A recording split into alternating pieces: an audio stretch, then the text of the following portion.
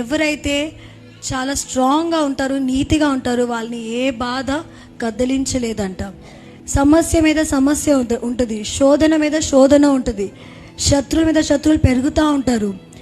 కొన్ని సంతోషంగా ఉన్న రోజులేమో కొన్ని ఉంటాయి, దుఃఖంగా ఉన్న రోజులేమో ఎక్కువ ఉంటాయి. ప్రతి ఒక్కరి జీవితంలో అదే బాధ, ఇంకా ఏ బాధ ఉండదు. కొంతమంది హెల్త్ వైజ్ చాలా బాధపడుతూ ఉంటారు, వాళ్ళు ఎప్పుడు అనారోగ్యంగా ఉంటారు.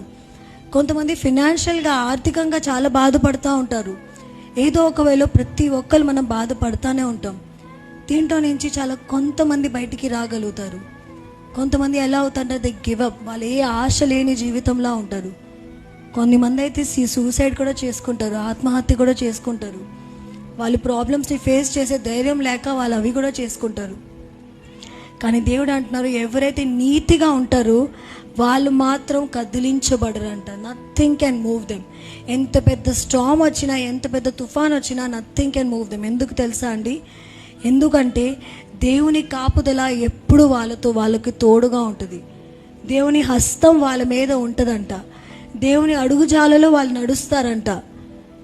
దేవుని ఆలోచనలే వాళ్ళ ఆలోచనలు అవుతాయి. అందుకే నీతిగా ఉన్న వాళ్ళకి ఇవన్నీ దొరుకుతాయి. అందుకే వాళ్ళని ఏది కదిలించబడదు.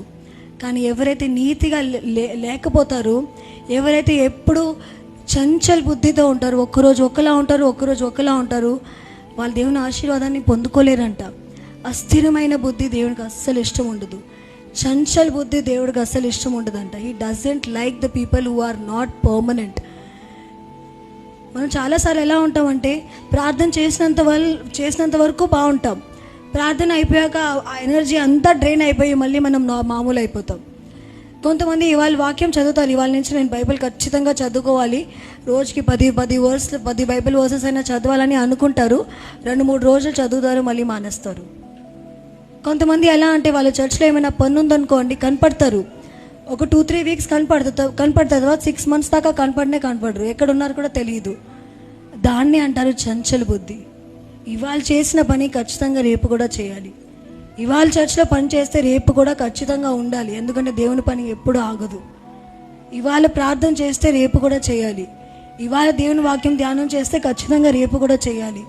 స్థిరమైన బుద్ధి చాలా ఇంపార్టెంట్. అప్పుడే ఏమైనా సమస్య వచ్చినప్పుడు వాళ్ళని ఎవరూ కదిలించలేరంట.